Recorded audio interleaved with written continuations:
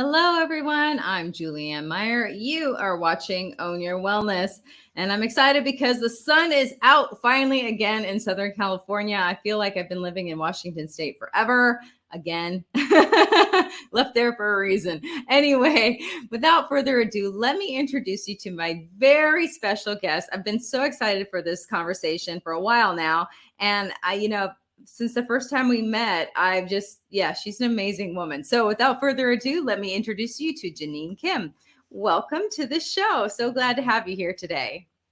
Thank you, Julie. I'm excited to be here today. Thank you. Yay. So obviously you and I have chatted a little bit, but the audience doesn't necessarily know you yet. So I would love for you to share a bit about yourself and your own wellness journey.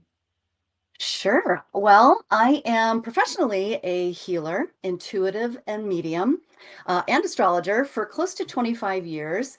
But this is also a way of life for me. So I've been this way for a better part of my whole life, with a couple years in between in the late teens and early 20s. But I got back on track, and now I focus personally with really being with every aspect of myself, what I call the big four: the spiritual, the mental, the emotional, and then the physical body, and daily practice, daily acceptance. And then I bring that to my clients as well.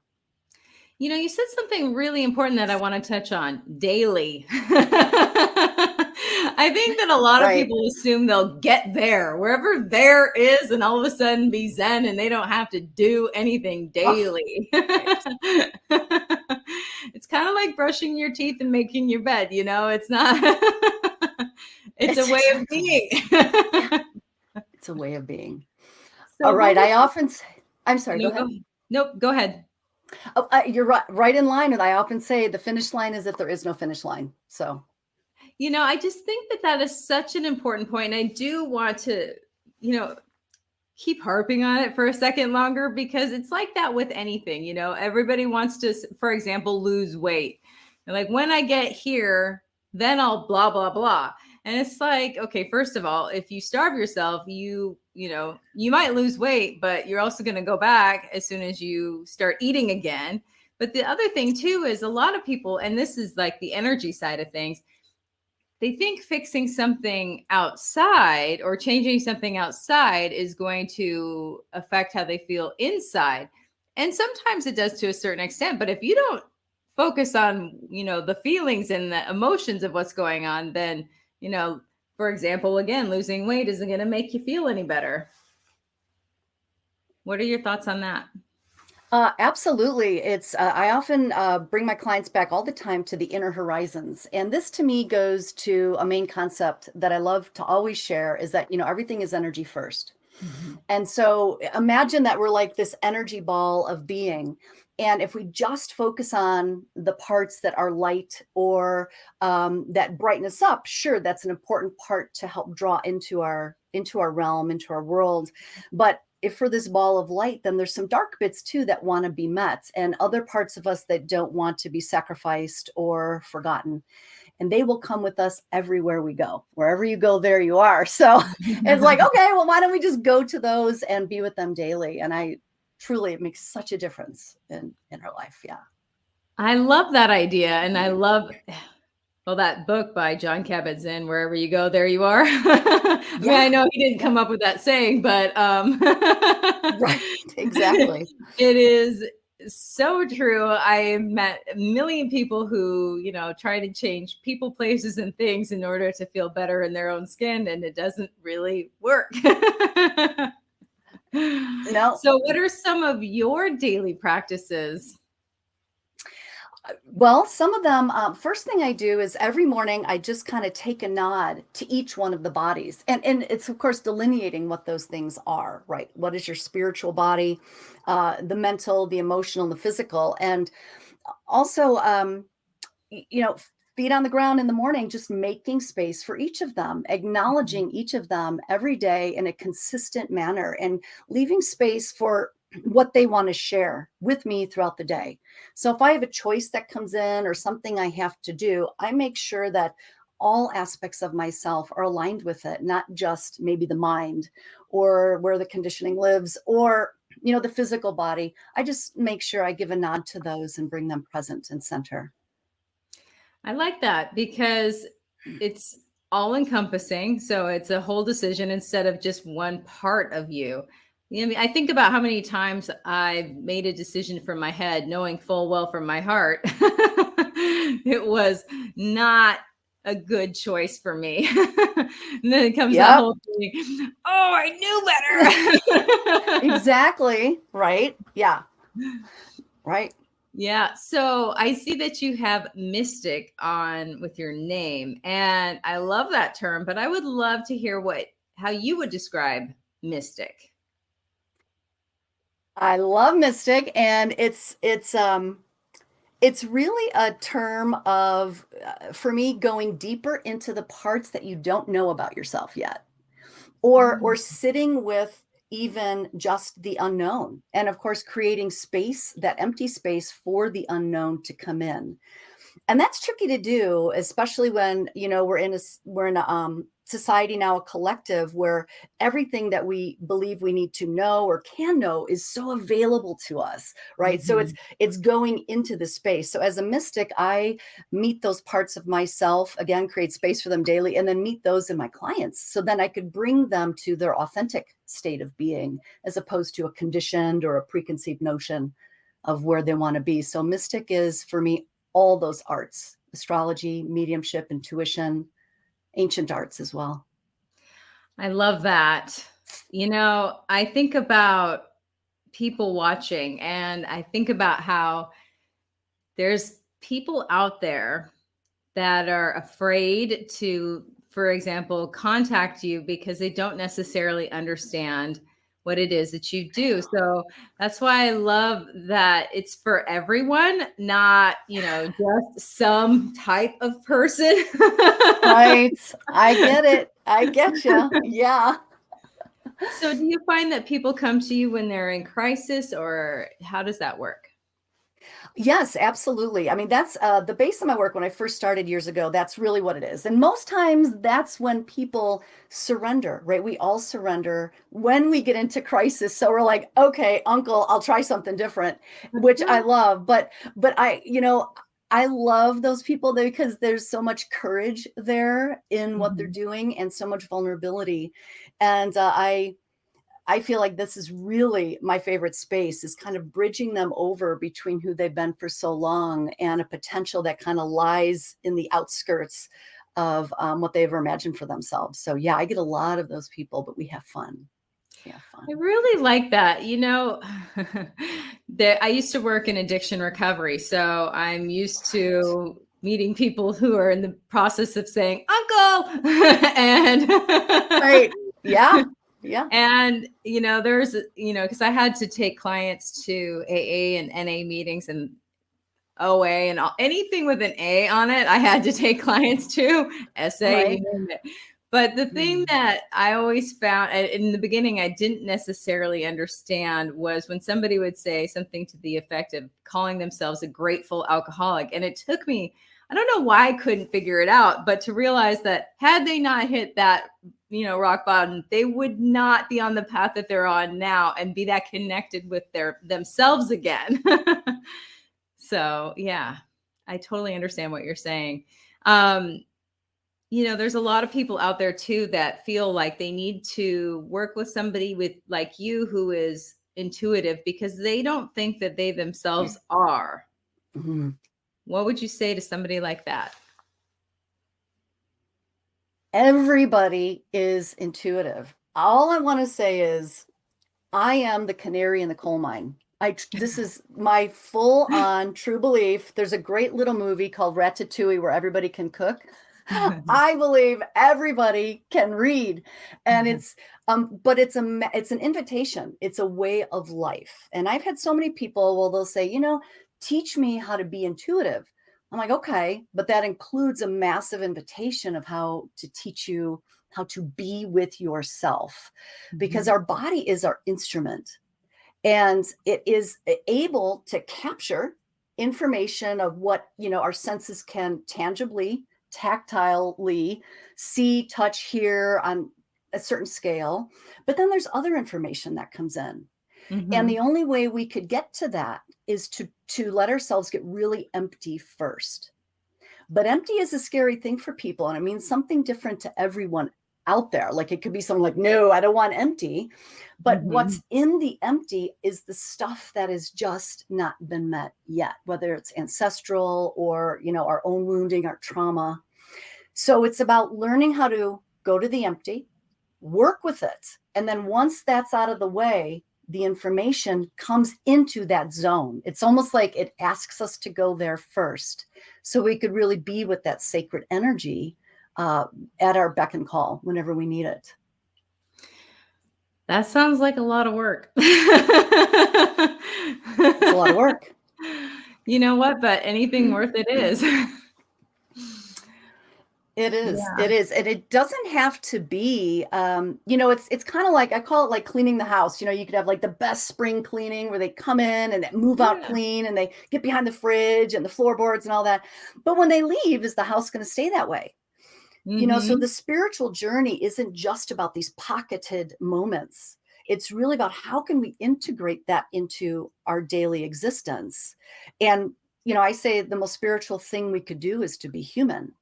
And so to meet ourselves in this way, we are just tuning the instrument. I mean, if you're like Eric Clapton or something, and you have like really great music coming through your noggin and you got like a little ukulele from Target that, you haven't tuned in a while, no matter how much you hear this, you're not going to be able to express it or get it out authentically or fully unless the instrument is tuned, and we are the instrument. I love that. That's so beautiful.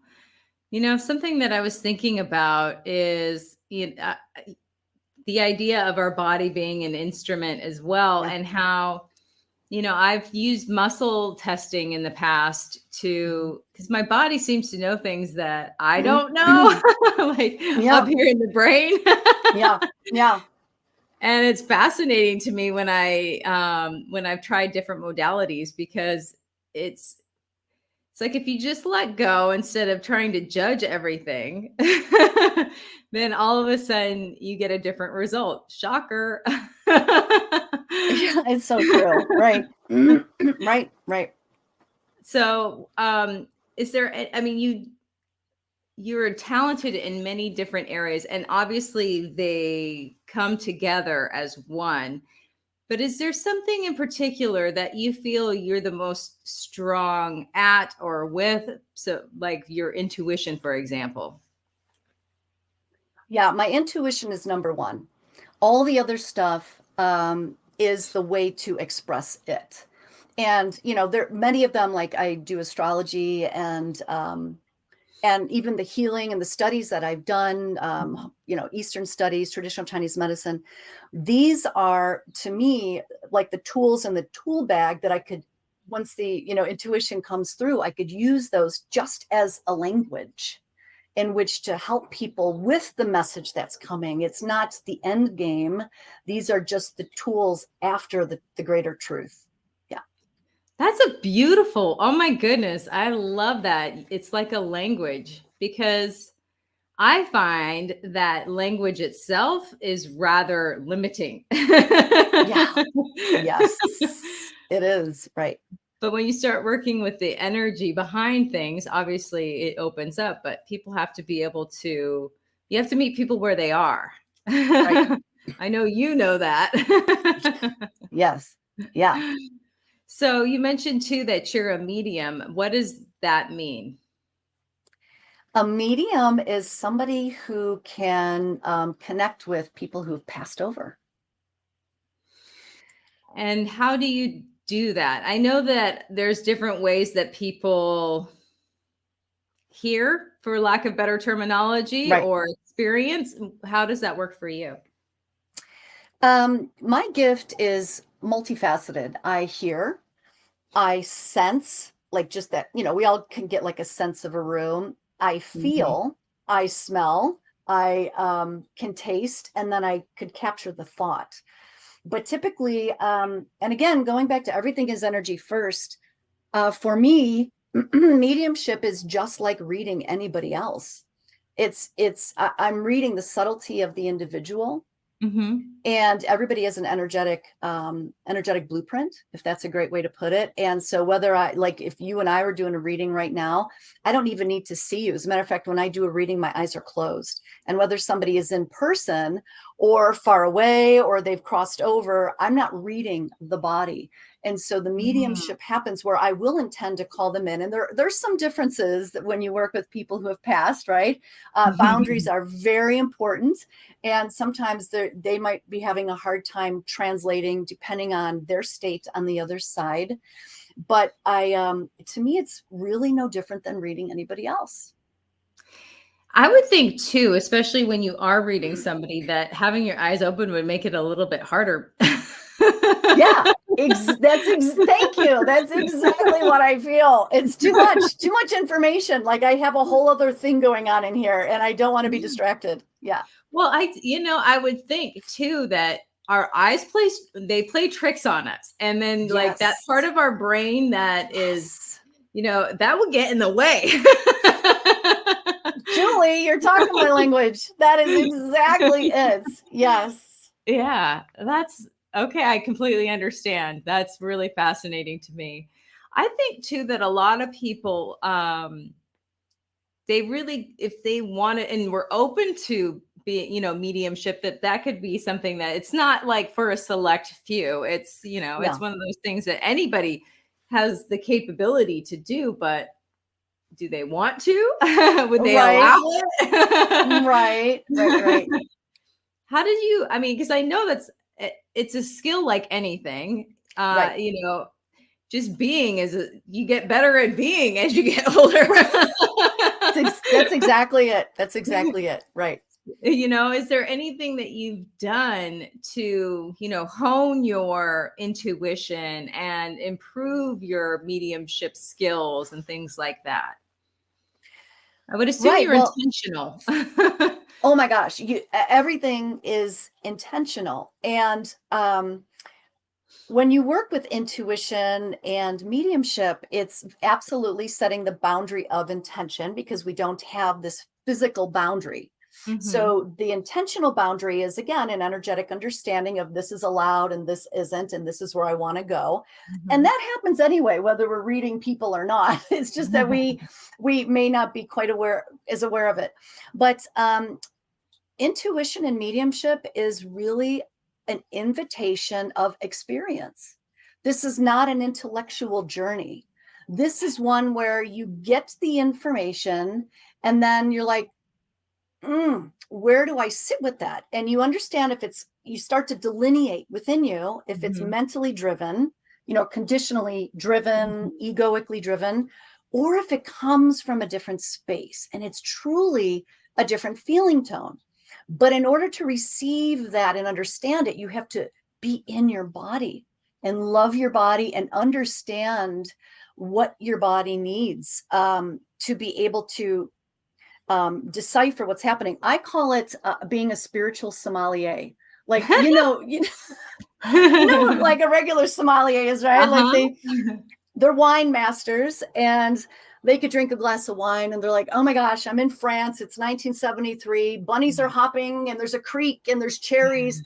And I'm like, oh my God, it's red. Like I have no clue what they're able to pick up, right? I just don't. And but they've practiced it so much. And so being an intuitive and a medium is really about practicing being present. I love that. I have to share with you something that's funny. I just love that you say that about the sommelier because there's a woman named Sarah Stockham who actually has a show named Simply Sarah on my TV network, Achieve TV. And she is a Reiki master among many other talents. And she calls herself an energetic sommelier. That's what it is. Exactly. I was like, wow, soul sisters right here. Right. That's amazing. Well, on that note, it is time for us to go to a commercial. So we're going to be back in just a minute. And for those of you who are watching us live, thank you so much for being here. When we come back, we're going to start talking a little bit more about Jeannine's other modalities that she's so talented with, and one of them being astrology. So we'll be back in just a minute.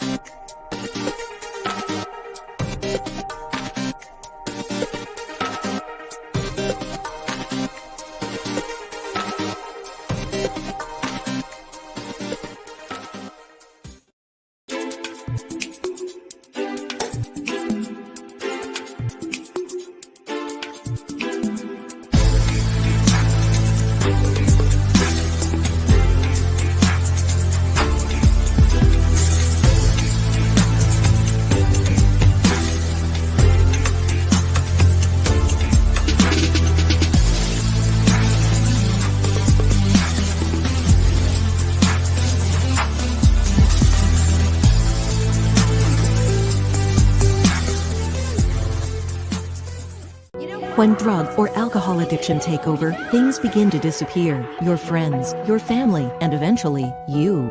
Recommended by Dr. Phil, New Method Wellness can help get your life back with individualized treatment plans for dual diagnosis clients. New Method Wellness provides the most highly credentialed treatment in a safe and welcome environment. Call New Method Wellness for your free consultation and ask about our national accreditations. Together, we can put the pieces back together.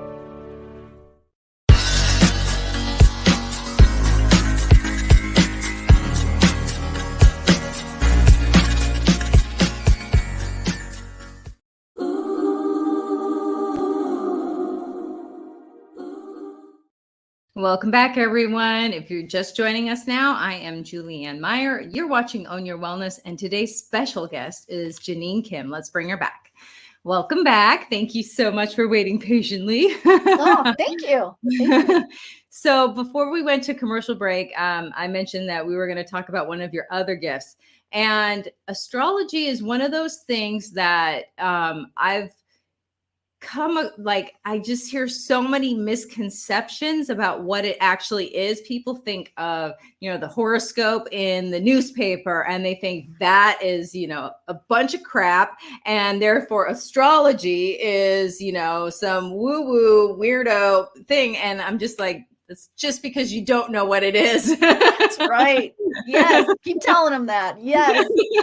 So I would love for you to share with our audience, how would you describe it? I wouldn't necessarily call it science in the traditional sense, but it's not so woo-woo that people think it is.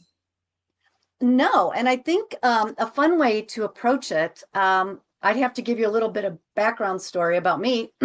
Prior to really diving in professionally as a healer, I was in the financial industry for 12 years. I had my Series 7, my Series 63. I was last seen as an IPO trader in La Jolla, California in the late 90s. It was a rough couple of years, early 2000s. And then I, went into my truth, my passion. But winging back around to astrology, there is mysticism in it. There is so much history. Almost every culture on earth has it over thousands of years of time, proven, practiced. And the way I see it, it's like the way you pattern the stock market. You watch patterns. It's all numerical. And then there's some space, of course, for the interpretive aspect, the intuitive interpretive aspect, but it's archetypal. And so there's messaging, it's a language, and it's all set up by numbers and patterns. And so if we can watch numbers and patterns on the stock market and say, hey, years ago, this is what happened when the numbers went this way, this is what astrologers essentially do. We look at, oh my gosh, we have a connection that's happening now in the United States that began a few years ago, that the last time this happened with Pluto at these last degrees of Capricorn was in 1776. Oh, wow. The last time it happened. And so what does that mean? And there's many, we look at every planet, but the underlying meaning is that was a revolutionary time. It was a time where we left, the base foundation of the people in America left an empirical hierarchy, and they decided to go for freedom. But in order for that to happen, there has to be an uprising. And so we see the same themes happening now.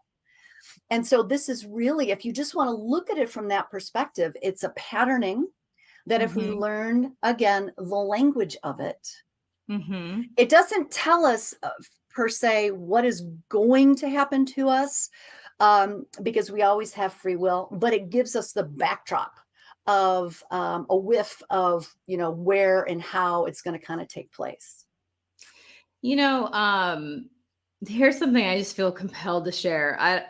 Thank you, Will Smith. I don't know if you've ever seen his show. I think it's on Discovery or something. It's Planet Earth anyway, the point is that I watched one of the episodes and it was talking about the moon and how not only does the moon, move the ocean, but it actually, there's earth waves every day.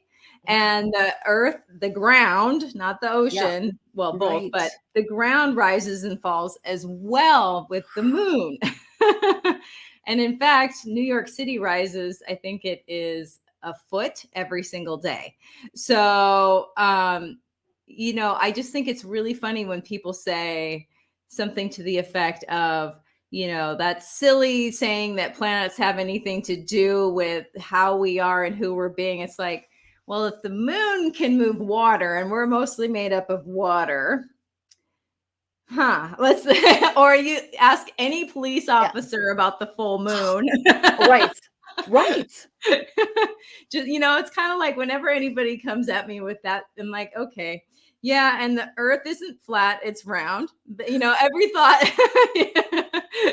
you know what I mean? Exactly. Like, yeah.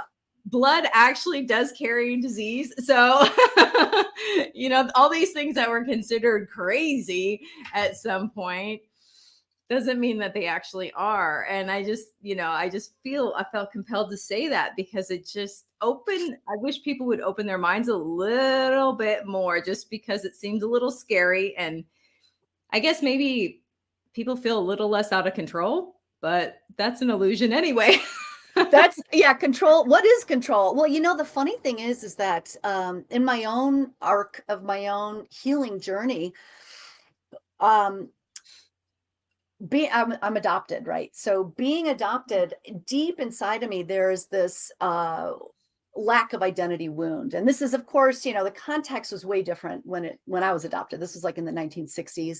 And my mother went away to a home for unwed mothers. It was just filled with shame. And then even when you were being raised, it was, you always sensed it. It was that thing in the ether, like, oh, she's adopted, and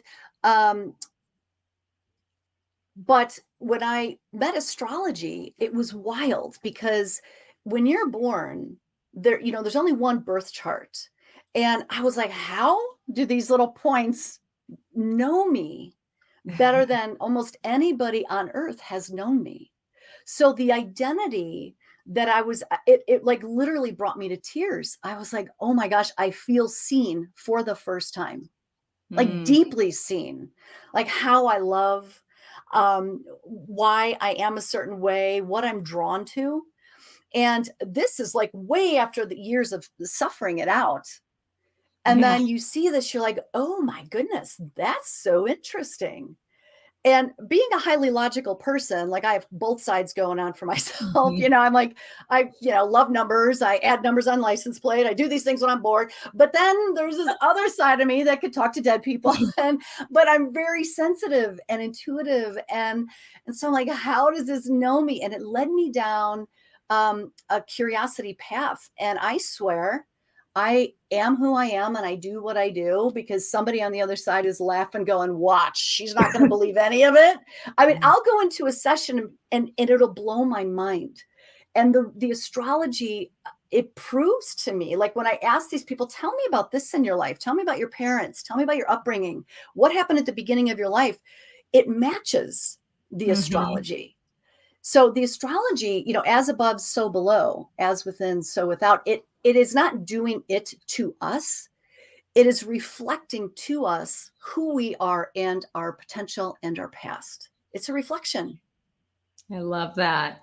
So I like hearing how you describe it because, and the fact that you mentioned too, that you have this analytical side to you, because I know that some people watching would find you more believable because of that, which is actually kind of silly to me because right. I would find it more of a hindrance to your real gift.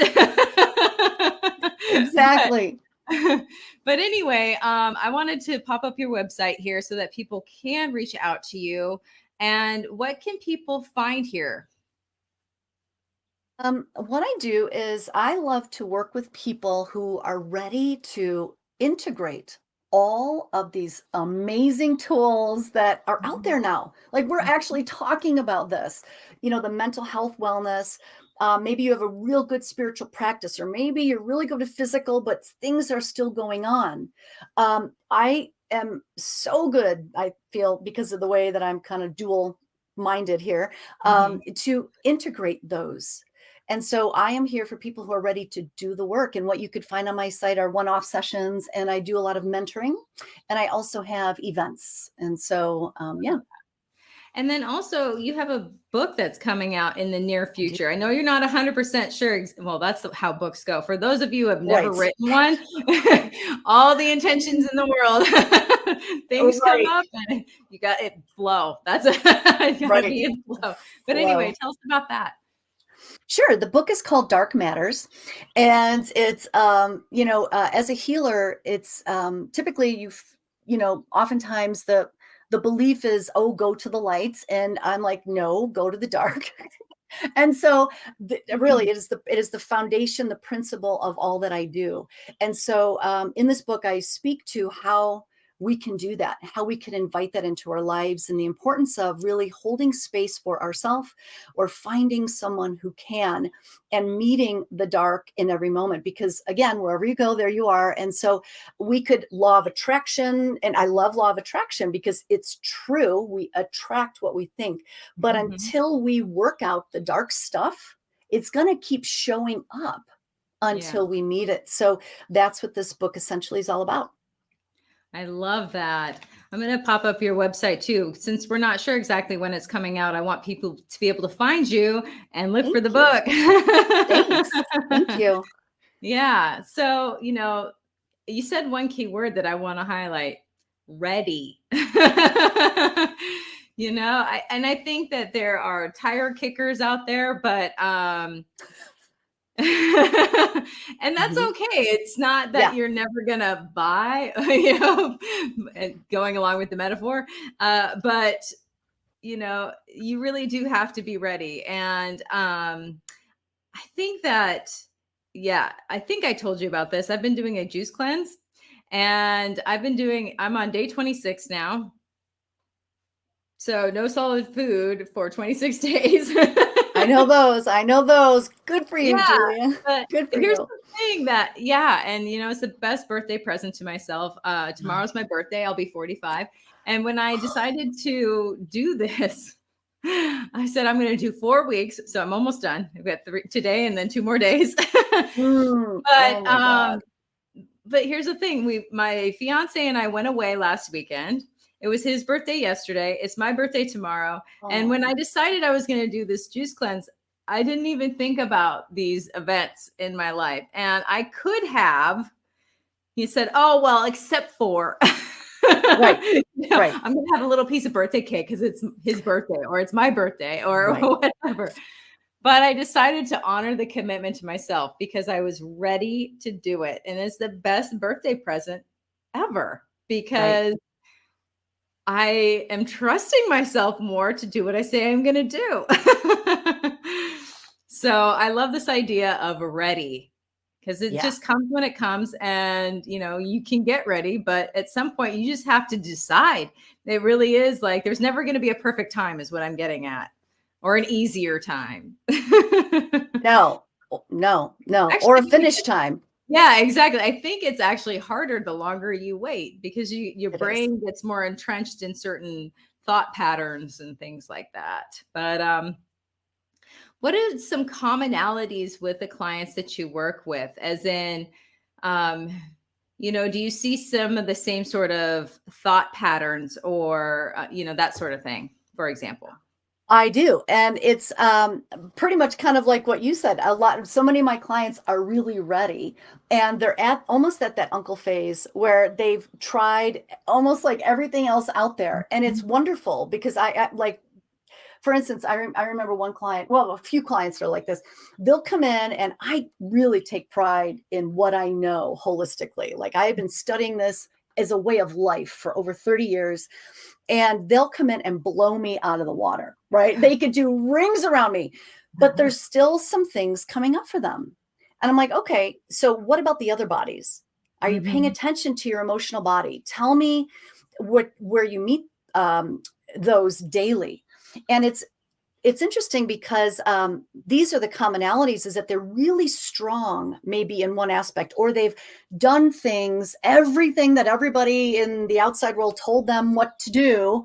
And this is going to deliver them to joy. And they don't know how to be with themselves. And you had mentioned something very in the beginning, or in one of our conversations, where they don't teach us this in school. Yeah. And, I have 2 young boys. And my husband and I, we have been doing life learning with them for my oldest is 16. And so we teach them how to be with themselves, how to be with every aspect of their bodies. Mm-hmm. Because the people that come to me, they're intellectually strong, Mm-hmm. you know, and they, you know, they know stuff, but they don't know themselves. And so they're really kind of so empty and broken. And if you look at your bodies as your babies, I call, you know, your 4 bodies are your babies. Do you have a favorite baby? Do you have a black sheep? And we want to see justice out there. We got to get justice in here. And if Yeah. we're not listening to our physical body or our emotional body, those are the feminine components of who we are.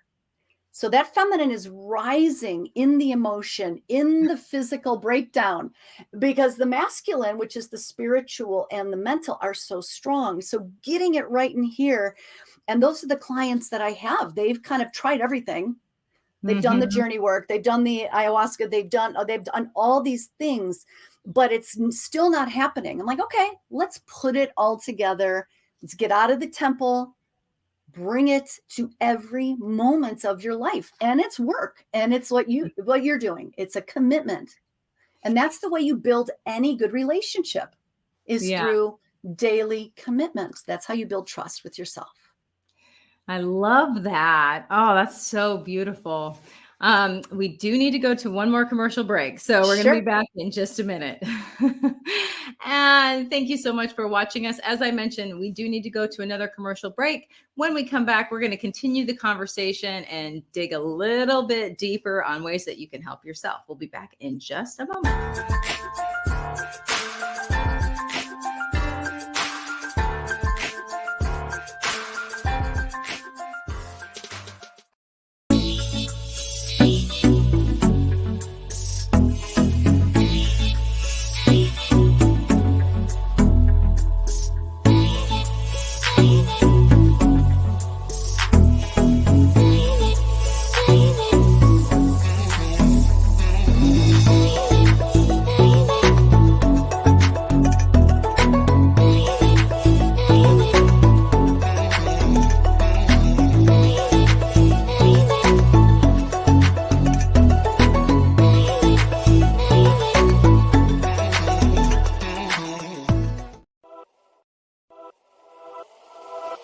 Welcome to E360 TV, the live streaming and on-demand destination for influential voices and enlightened audiences. We offer trending, grassroots, and purpose-driven content across a diverse range of interests. E360 TV is more than just watching programs. We offer the ability to interact with live shows connecting audiences to real, authentic influencers and storytellers while streaming to millions of devices.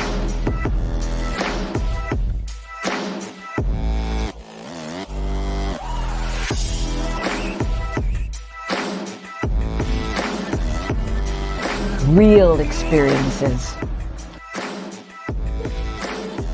Raw conversations. One destination for it all. E360 TV.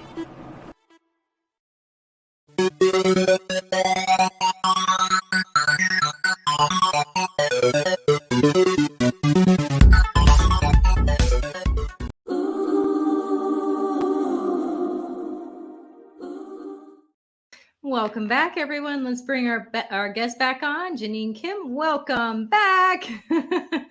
So during the commercial break, I was thinking about our conversation, and we've touched on a lot of different sort of topics and things, but something that I guess I really wanted to focus on was the idea of the emotional body, because I know that there's people like me out there who I have been through countless tragedies, traumas, and things like that. And so people would say, oh, you're so strong and all that. And maybe I am technically, because I haven't, died from it all, but Right. but the reality is that there's like this layer of sort of protection around me that like does not actually serve me. And I know that there are so many people out there that whether or not they've experienced, the traumas and all loss and everything else, that they think that because they're strong, that makes them connected to their emotional body. What would you say about that? Well, to me, the emotional body and the physical body are really interrelated. I mean, they all are. And they all actually, the spiritual, the mental, and the emotional are very etheric. And when we get those moving, just energetically flowing, again, there's no finish line. We just get active with them. They project an entirely different body. And that's known as that somatic experience, right? Like that mind-body connection, including the emotion and the spirit as well. But to speak to what you're saying is that, there's a primal need in there that overrides and allows us to survive. And so there is strength in the survivability, but in the body, there's a different play out between survival and thrival is what I call it. It plays a whole host of different chemical reactions in our system, how we respond to the next thing coming in. And if we made it through hardships like you have, and I know those hardships as well, this journey as a healer comes from experience, is that it's really reframing that nervous system. That to me feels like that buffer, even though it stems from the emotional space, or we feel like we have that emotional buffer. If every day we kind of do yoga is a great way, polyvagal nerve techniques, like really meet our nervous system, we start to know that we're safe in every moment. And that absolutely adjusts our emotional capacity, our ability to want to be more vulnerable in the next round of whatever comes our way. I love that. And, I was thinking too, for me, it's almost like that layer of what I was calling protection is like me trying to hold on to a certain energy instead of letting everything flow and move. And yeah, you can't do that. I mean, you can, but that's where I think illness and disease and things like that come from. Trying to, keep things stagnant. That's not how life is meant to be lived anyway. Well, no. And isn't that, emotion is energy in motion. And it's again, how many beliefs do we come up against saying, oh, you're so strong? I mean, I grew up on the south side of Chicago, and I would hear all the time, oh, you're such a crybaby. You're so, like, oh, be strong. You'd go to a funeral. Her mother just died, and she was so amazing how she got up there, and she was so stoic, and she just powered through. And don't get me wrong, we want to hold each other and validate the ability to withstand what comes our way. But we don't want to do that if we harm another aspect of ourselves. And this too, I feel, is such a big seed I love to plant, is that, we have all these tools now on how to be with ourselves mentally, emotionally, physically, spiritually. But if we try too hard to get to a finish line, or we even do too much spiritual work, that has karmic consequences if we don't go at the pace that the rest of our body can keep up. Everything is energy first. So if we go too fast forward, if we just like push through and we be strong spiritually, mentally, emotionally, physically, we're harming the other bodies. That's why it's so important to really pause and say, hey, do I feel like I have to have an emotion today? Let me meet it. If it was a baby, we all say, oh, we want justice for all. Are we forgetting a part of ourselves? Are we being to every aspect of our being? Well, I love that you brought up the baby too, because nobody like I mean, it can be frustrating, the crying, but it's not like, shut Right. up, like, what are you crying about? It really screams and yells at a baby. Like, you just try and help them to feel better. Why don't we do that But with yet, ourselves? what do we do with ourselves? Yeah, exactly. Oh, We that is keep, we just keep moving forward, and we're like, you know what?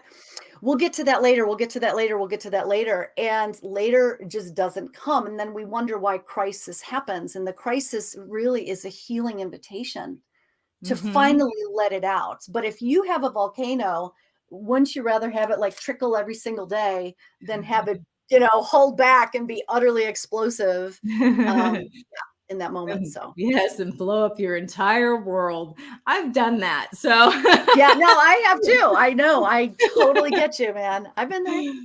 Oh yeah, definitely not. You know what? It worked at that moment in time because that's what I needed Right. at that moment in Right. time in order to move forward and Right. really change everything. But I don't recommend it. I mean, to each their own. I mean, oh, that's crazy. So, I love that you mentioned yoga because, Yeah. we're talking a lot about inner work and, things like that. But that actually, to be able to integrate the body as well to actually help, because like you said, there's 4 bodies and they're all connected. And you've got to remember that, like our brain is a computer basically. So if we can work on that, then, instead of it working us, it makes life a lot easier as well. So I do like the idea of, mentioning a couple things like, for me, if I'm really upset about something, one of the ways I let out my upsetness or anger is I clean. And it's not a I bad thing love and it. it helps my environment and I feel better in my environment. So I'm taking care of something. But, that's a healthier way for me to deal with it. But Right. what are some other ways that people can sort of help reprogram, or because that's not the right way to put it, but I think you understand what I mean, like just help Right. themselves in a more positive way?